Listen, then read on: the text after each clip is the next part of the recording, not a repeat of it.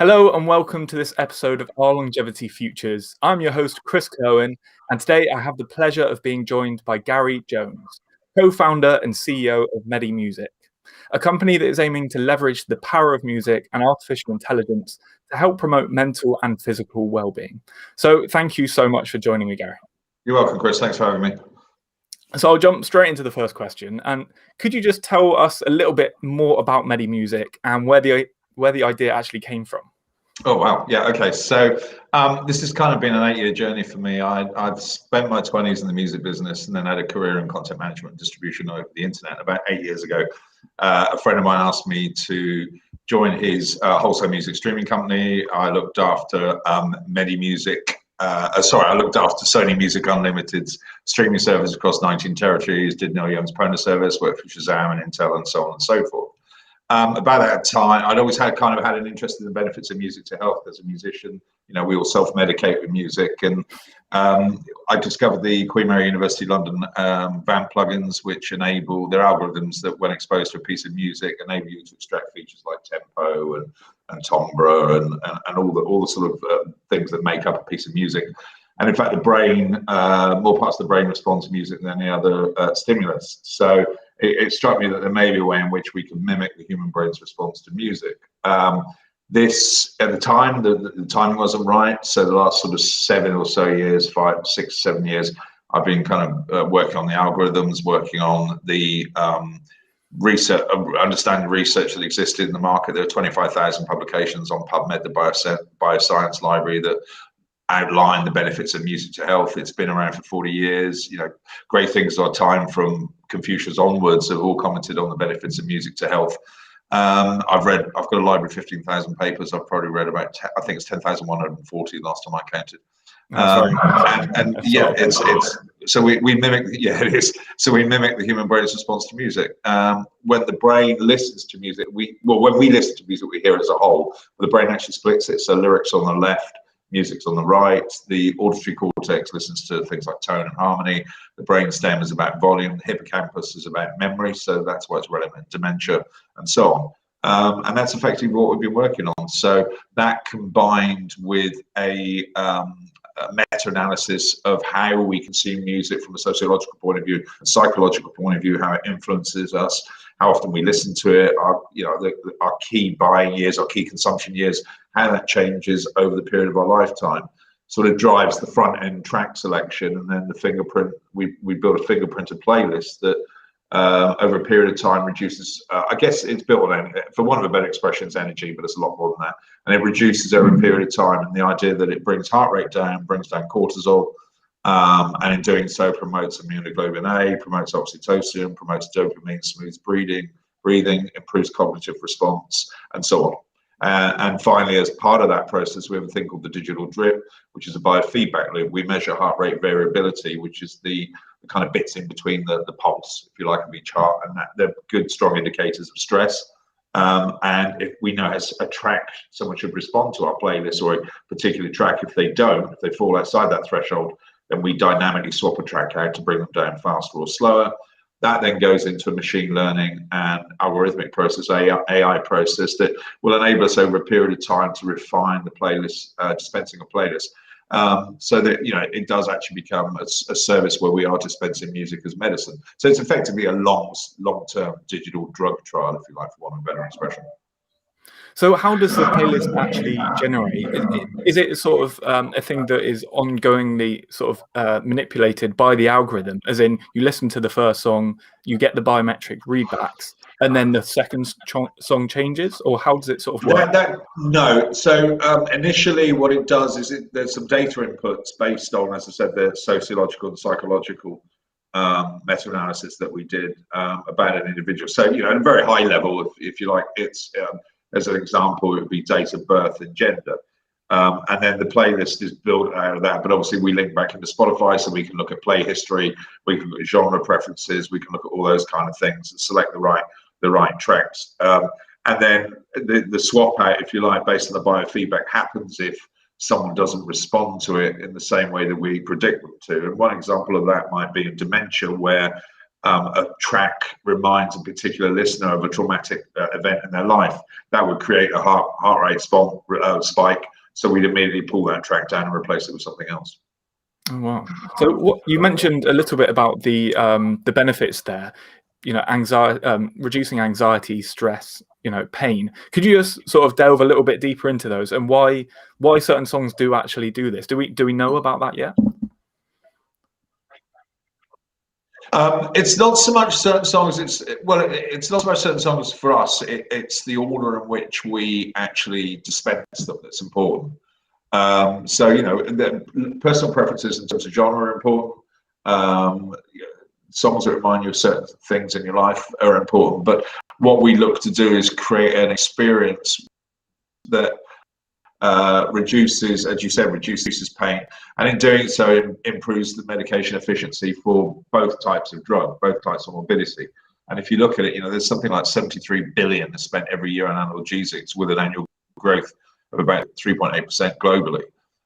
That's a huge amount of money. If music can reduce a percentage of that, then it's a win-win for everybody, because you're not polluting your body as such with medication that you don't necessarily need, that can be replaced by something that's far more pleasurable. And the power of music is quite evident when we watch these videos of. I've seen some recently of Alzheimer's patients who, they shared their favorite song when they were younger, and they remember it when they couldn't remember anything else. So in even those videos, it's very apparent the power of music. Music. Yeah, sorry. Yeah, you carry on. I was going to say music's the last thing that the brain forgets in Alzheimer's.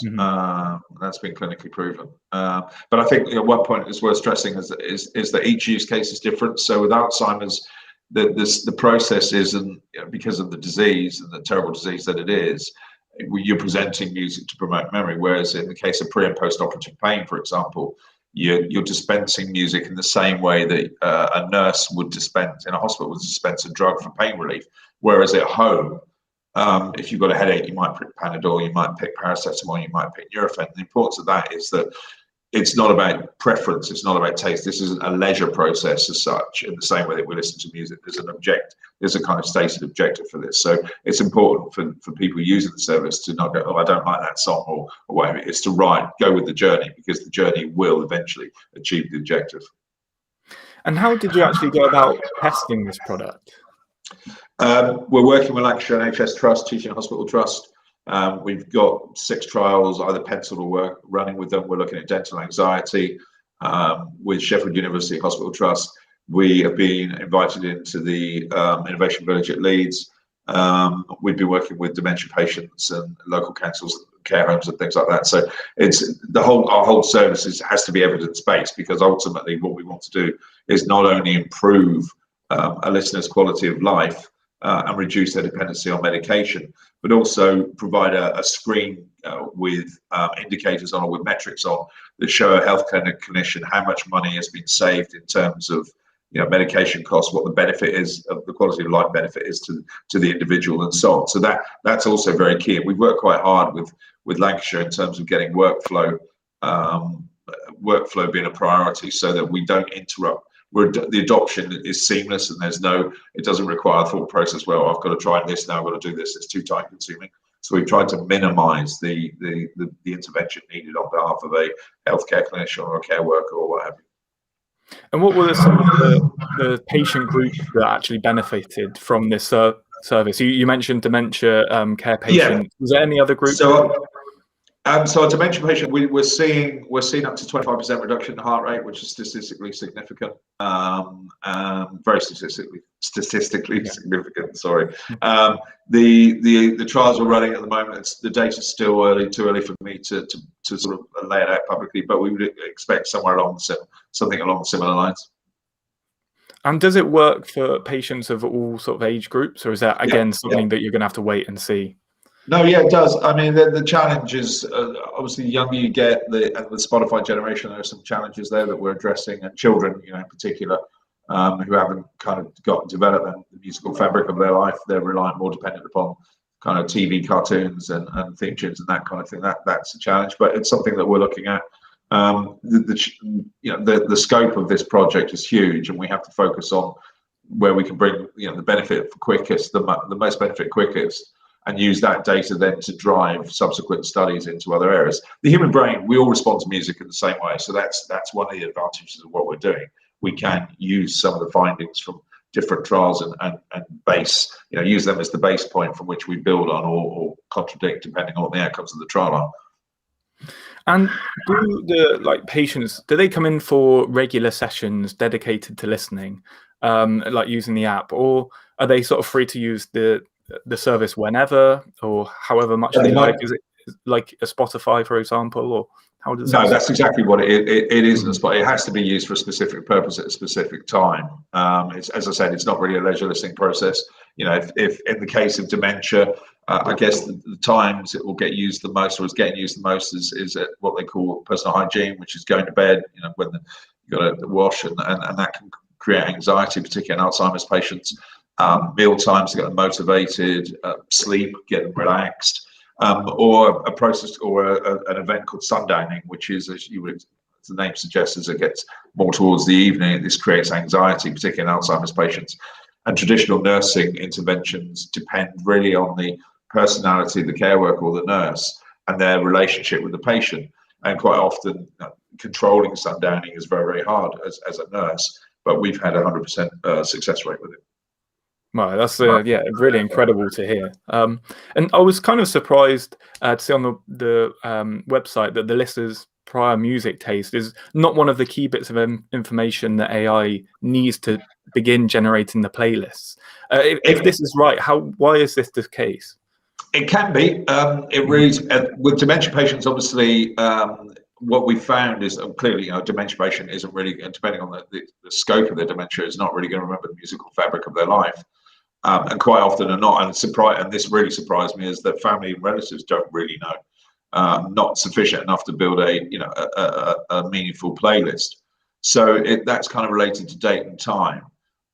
With respect to other use cases such as pain, operating theatre pain, we can draw. So they supply, so they sign in by the Spotify account into our service. We can then pull their play data to look at what their preferences are, and we can build it around that. So there is a case where you can do that, or we can deliver just playlists ad hoc, and then they can be edited in terms of, I don't like this genre, I like this genre. So we're catering for all circumstances. It really depends on the use and how and when it's being used. And when it comes to something like pain, it's such a sort of visceral and tangible thing. Is it the distraction that music provides, or do you think music has another intrinsic benefit that actually reduces pain and stuff? Yes, it does. So that if you look at how music affects the brain and the areas that it affects the brain, it kind of sits. It's hierarchically the most important stimulus, and it sits above a lot of the pain pathways. So it does interact and reduce pain. Amazing. And when you actually generate these playlists, do you see a lot of variation between individuals' playlists, or is there some quite common themes? Like, I can imagine classical music can be quite relaxing. Do you see a lot of that variation between individuals? Not yes and no. I mean, the best analogy I've got, I guess, is when I worked with Sony. We did analysis of the service. It had several million users, I think 19 million users at the time it was sold. And over that period of time, only 800,000 tracks have been played five times. So you kind of, more than 5 times. So you kind of get into an area where there's commonality. And it depends on age as well. But if you think about it from a dementia patient's perspective, especially during the 60s and 70s and 80s, when the chart was the kind of the be all and end all, we didn't have then the variety that we have now, or the access to music on the scale that we have now. Chart ruled everybody's life. I remember growing up listening, Top of the Pops and the charts, on a Sunday evening, and that was where you started from, and then NME and melody making music papers like that. So there will be some commonality there, because that's kind of the start point for stimulated memories. But above and beyond that, it's really, the Spotify generation, as such as I call it, it's very disparate indeed. So what are the differences you see between the older generation who grew up without the streaming services that we see, like Spotify and even Netflix and another sort of genre? What are the main differences there? Is it, is attention span, something like that, or not being able to choose your own music? Is that to fruition? The biggest difference we see in terms of playlist content is the breadth of artists. Mm-hmm. So with the kind of Spotify generation, you see a lot broader range of artists, quite a fair percentage of which aren't chart-based artists. So their recommendations through friends and so on. Whereas when you go back to it's kind of the older users of the service, there's more dependency upon chart. And your playlists are sort of designed, I suppose, to evoke positive emotions. But do you ever report findings of like sad music, which can be quite cathartic at times? Because we often, when we cry is such a relief of endorphins. I was just wondering if that was, other than positive emotion, is there other emotions that you might be able to sort of incorporate into the Medimusic sort of catalog? It depends on the use case, but we have seen, we are aware of dementia patients crying, listen to music, positive crying rather than negative crying, because it invokes memories that they'd forgotten and brings it back. So, which is I guess a positive event. Lyrics are also a consideration in that area, and that's something else that we're looking at the moment. That's slightly more complicated, believe it or not, than the music, but there are. But we're steering towards positivity and letting the music do the job. And what do you sort of envisage for the future of Medimusic? We are back to incorporate in the US. We're getting an awful lot of interest from America. Music therapy. I mean, if you look at, I guess our overall remit is to make music therapy scalable and kind of disrupt it a bit, but not to the detriment of music therapists.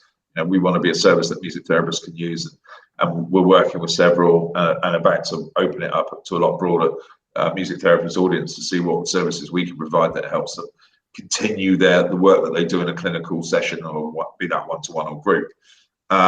So the US, Australia, just really fine-tuning the data that we're getting, so that we get every month we're getting that much closer to being a service where we can dispense music as medicine. Maybe one day labels will release albums or EPs with a number on it that relates to its ability to relax, and you can string them together in a list. But I don't know. I mean, there's a few quite exciting ideas in the pipeline, but I don't think they're developed enough to share now, unfortunately. Yeah, no, I mean, it sounds fascinating. Are there any main sort of challenges and limitations that you think, okay, right, we see this and really might have to work hard to get over it? I think, to be fair, the biggest challenge is music licensing. But don't get me on that, because that's I won't shut up. For hours. I'll be on my soapbox. Yeah, I mean, historically, the music business really has to look at how it licenses things. And you speak to anybody in the business, they say exactly the same thing. There are going to be some challenges there once we kind of move to our phase 2. But hopefully, we kind of just I'm experienced enough in music licensing to know how to do that. But that's one of the biggest challenges. Yeah. And do you see it moving into, because obviously you're looking at people with dementia and Alzheimer's at the moment, do you see it getting to the point where, the rest of the population, healthy people, actually use it in their day-to-day lives? And is that the goal where you want to get to? Yeah, I mean, our beachhead model is actually dementia, dental anxiety, and what they call perioperative pain, which is pre-op and post-op. That's our beachhead, but that then extends into palliative care. So, as an example, someone undergoing proton gun treatment for cancer, where it has to be very specific, very targeted. It's a robotic arm that moves around like that all over the place because it has to hit a particular point. If somebody's breathing heavily, then that arm's going to move a lot more. It's going to take a lot more. The wear and tear is going to be a lot more than if they're breathing shallow. Music creates shallow breathing. So there are numerous use cases for this. And our focus, what's core to us is to make sure that we focus on those that, as I said previously, bring the greatest benefit first. Yeah, it sounds like a really, really fascinating topic, and I can't wait to see more about it. I know you're a bit pressed for time, so I could keep asking questions all day. But where can people keep up to date with what Medimusic and yourself are doing? If you go to our website, which is medimusic.co, not .com or not .co.uk, just medimusic.co. At the bottom of the homepage, you can sign up for a newsletter, and we'll provide updates as and when they happen. Perfect. Well, thank you so much for joining us again. It was, yeah, like I said, fascinating to hear about what you're doing in the future. So yeah, guys, if you enjoyed that, please go to our website where you can check out all like a load more articles that we've written recently about aging, health, and longevity. So yeah, until I see you again, thank you very much and goodbye.